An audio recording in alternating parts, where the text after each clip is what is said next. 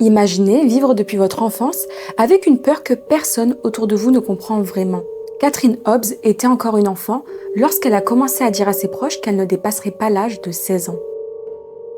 Pour sa famille, cette inquiétude semblait étrange, une peur d'enfant qui, avec le temps, peut-être finirait par disparaître. Pendant des années, cet âge représentait une vraie source d'angoisse pour la jeune fille. Mais ce jour-là, elle fête finalement son anniversaire comme n'importe quelle autre adolescente. Ce n'est que quelques mois plus tard, en juillet 1987, que Cathy disparaît après avoir quitté son appartement de Las Vegas pour se rendre dans un magasin près de chez elle. Une disparition qui va laisser derrière elle une question troublante. Comment une enfant aurait-elle pu pressentir sa propre disparition des années plus tôt ? Et que s'est-il réellement passé cette nuit de juillet 1987 ? Voici l'étrange affaire de Catherine Hobbs.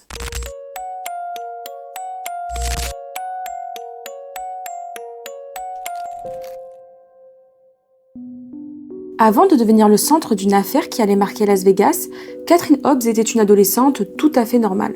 Enfin, presque. Catherine Mary Hobbs, surnommée Cathy, est née le 20 avril 1971 à Oakland, en Californie. Elle est la fille aînée de Wayne et Vivian Hobbs et grandit aux côtés de sa jeune sœur Teresa. Durant son enfance, Cathy grandit à Reno dans le Nevada. Elle est décrite comme une jeune fille qui aime particulièrement la lecture, mais derrière cette passion et son apparence calme, Cathy traverse une enfance difficile. Elle était très proche de son père Wayne et leur relation comptait énormément pour elle. Mais lorsqu'elle a 8 ans, ses parents divorcent et son père quitte la région pour s'installer ailleurs. Et quelques années plus tard, elle perd une amie proche, décédée des suites d'une maladie cardiaque. Cette disparition aurait eu un très gros impact sur elle. Avec le temps, Cathy devient une adolescente plutôt introvertie et isolée. Elle garde beaucoup de choses pour elle et a du mal à trouver sa place. En 1986, sa mère Viviane prend une décision importante. Elle déménage avec Cathy et Teresa à Las Vegas dans un quartier résidentiel.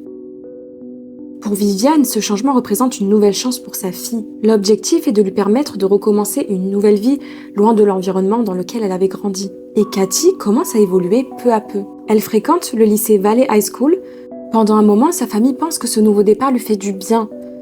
Mais derrière ces changements, une peur profondément ancrée en Cathy est toujours présente. Une peur qui allait bientôt devenir un des éléments les plus troublants de son histoire. Bien avant les événements tragiques qui allaient suivre, un détail de la vie de Cathy allait devenir particulièrement marquant. Alors qu'elle n'a que 8 ans, la jeune fille commence à dire à ses amis qu'elle ne vivrait pas jusqu'à ses 16 ans. À l'époque, personne ne pouvait imaginer que cette phrase resterait autant gravée dans sa mémoire. Pour ses proches, il s'agissait simplement d'une peur d'enfant, d'une inquiétude difficile à comprendre, mais qui partirait probablement avec le temps. Pourtant, cette peur ne semble jamais complètement la quitter. Alors que les années passent, Cathy grandit avec cette idée qu'elle ne deviendrait peut-être jamais une adulte. Cette pensée influence peu à peu son quotidien et inquiète sa famille. Après son déménagement à Las Vegas en 86, la jeune fille semble pourtant aller mieux. Elle commence une nouvelle vie, se fait de nouveaux amis et semble retrouver une certaine joie de vivre.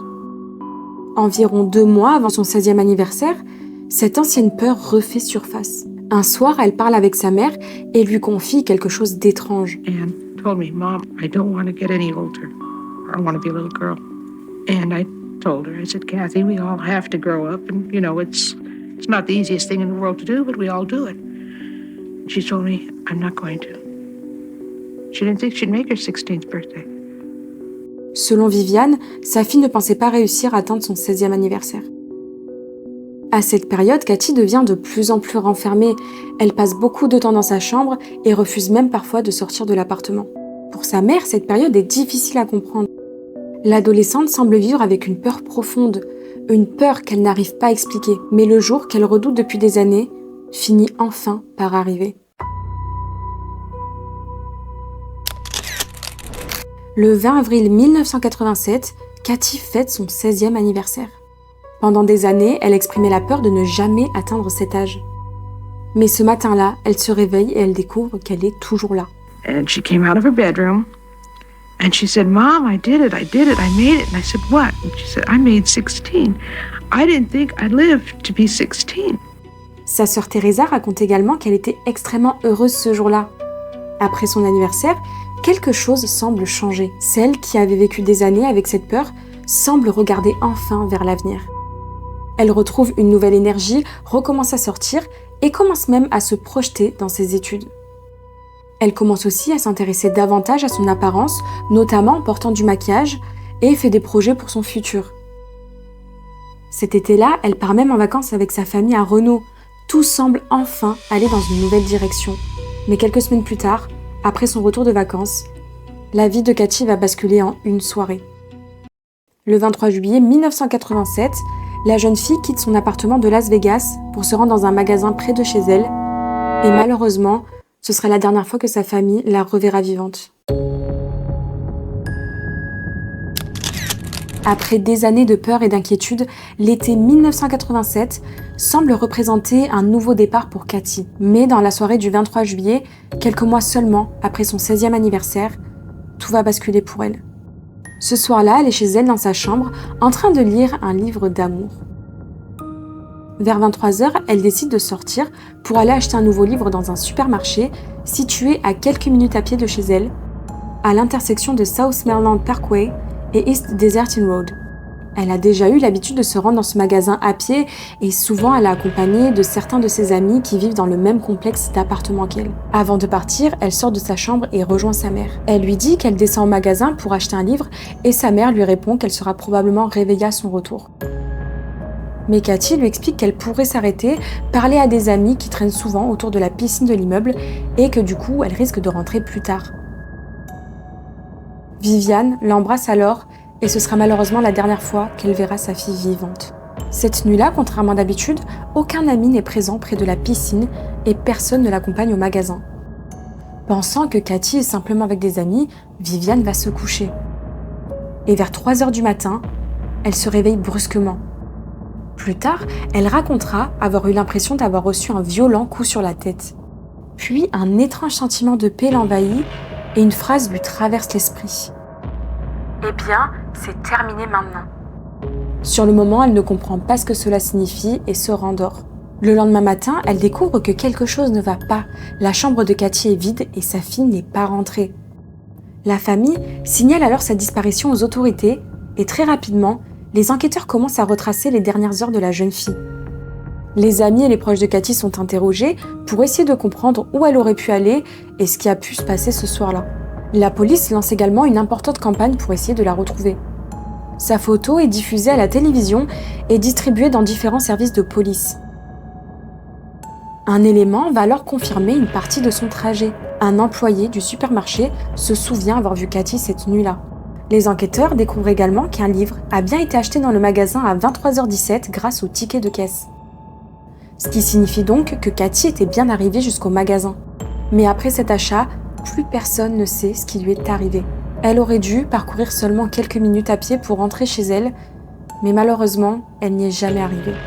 Pendant plusieurs jours, les recherches se poursuivent pour tenter de retrouver Katie.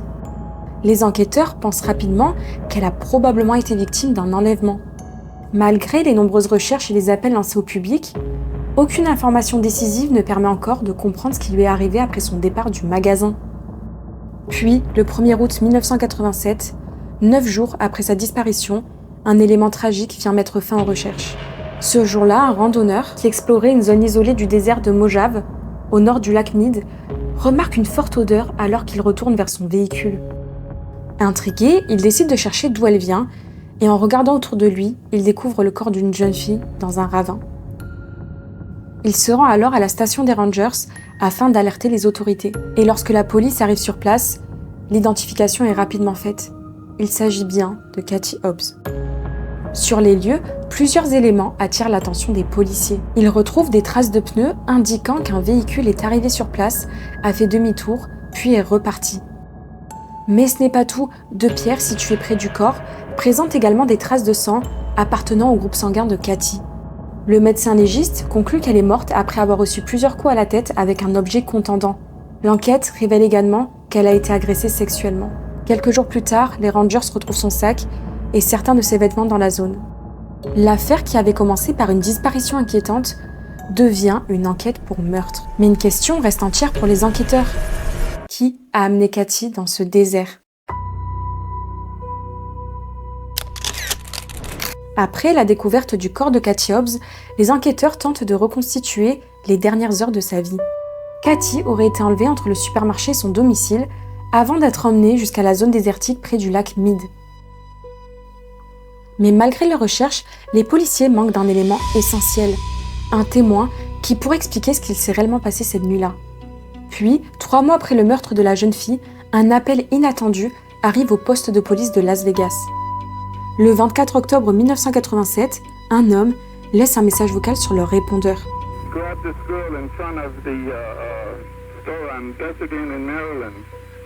This is a few months ago. I've been out of town for a few months, and I wrote this down because she was screaming, and they pulled her in the car. She was a very young girl wearing a white jacket and pink pants.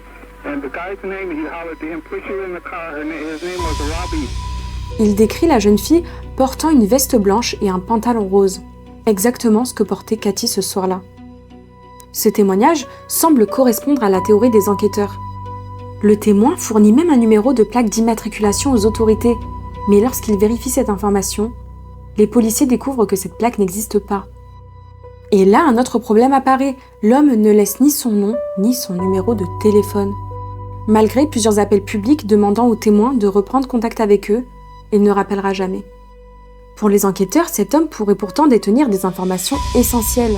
Mais plusieurs années plus tard, une nouvelle piste va conduire les enquêteurs vers un suspect bien connu des autorités. Pendant des années, l'affaire Katie Hobbs reste officiellement sans réponse. Mais les enquêteurs finissent par s'intéresser à un homme déjà impliqué dans plusieurs crimes violents à travers les États-Unis. Michael Lee Lockhart. Né en 1960 dans l'Ohio, Lockhart avait environ 27 ans au moment de la disparition de Katie Hobbs. Ancien militaire, il est décrit par les autorités comme un criminel itinérant qui a traversé plusieurs États américains en commettant différents délits et crimes. Au cours des années 80, son parcours devient de plus en plus violent. Lockhart est également décrit comme un homme au discours très convaincant, un beau parleur, capable de manipuler les personnes autour de lui. Les autorités indiquent aussi qu'il était dépendant à la drogue et à l'alcool. Son passé judiciaire est déjà lourd avant même l'affaire Katie Hobbs. Au fil des années, il est impliqué dans plusieurs vols et infractions avant que les crimes qui lui sont attribués ne deviennent de plus en plus graves. Les enquêteurs découvrent qu'il était dans la région de Las Vegas au moment de la disparition de Katie, ce qui attire leur attention. Plusieurs éléments vont alors le conduire à l'examiner comme un principal suspect. Parmi eux, des fibres retrouvées sur la scène de crime sont comparées à celles provenant de la voiture que Lockhart conduisait à cette période. Les policiers découvrent aussi des similitudes entre le meurtre de Katie et d'autres crimes pour lesquels Lockhart est ensuite condamné. Après son arrestation en 1988, Lockhart est reconnu coupable de plusieurs crimes graves, notamment des meurtres commis dans d'autres États. Alors qu'il est déjà condamné à mort dans plusieurs affaires, des enquêteurs de Las Vegas le rencontrent pour lui parler de Katie. Et selon les autorités, il aurait pratiquement reconnu son implication dans le meurtre de la jeune fille. Cependant, comme Lockhart est déjà condamné à mort pour d'autres crimes, l'État du Nevada ne poursuit pas une nouvelle procédure contre lui dans l'affaire Katie Hobbs. Le 9 décembre 1997, Lockhart est exécuté par injection létale au Texas. Ce qui rend cette affaire encore plus troublante, c'est qu'après la mort de Katie, sa famille découvre des lettres qu'elle avait écrites environ 1 mois avant son 16e anniversaire. Ces lettres étaient destinées à chacun des membres de sa famille, au cas où il lui arriverait quelque chose. Dans celle destinée à sa mère Viviane, Katie écrit qu'elle espère que sa mère sera heureuse et qu'elle ne veut pas qu'elle ou quelqu'un d'autre reste prisonnier de son décès. Pour sa famille, ces lettres sont particulièrement bouleversantes. Ajoutées à la peur qu'elle exprimait depuis son enfance de ne pas vivre jusqu'à ses 16 ans, elles ont renforcé le sentiment qu'elle avait peut-être pressenti que quelque chose allait lui arriver. Aujourd'hui encore, son affaire reste marquée par cette étrange coïncidence entre les paroles qu'elle avait lorsqu'elle était petite et le destin tragique qui l'attendait. Katie Hobbs avait 16 ans, 3 mois et 3 jours lorsqu'elle a été tuée. Merci d'avoir regardé cette vidéo, j'espère qu'elle vous aura plu. Personnellement, je trouve cette histoire complètement folle entre le rêve que la mère a fait le soir de la disparition de sa fille, où elle a ressenti que quelque chose lui tapait la tête, ce qu'a littéralement vécu Katie ce soir-là, et le pressentiment de la jeune fille tout au long de sa vie, et même les lettres, c'est complètement fou. Est-ce que vous pensez que c'est une coïncidence? Est-ce qu'elle a vraiment pressenti quelque chose? Dites-le moi en commentaire. N'hésitez pas à liker, à vous abonner pour me soutenir, et à activer la cloche pour ne rien manquer. Et nous, on se retrouve très vite pour de nouvelles vidéos.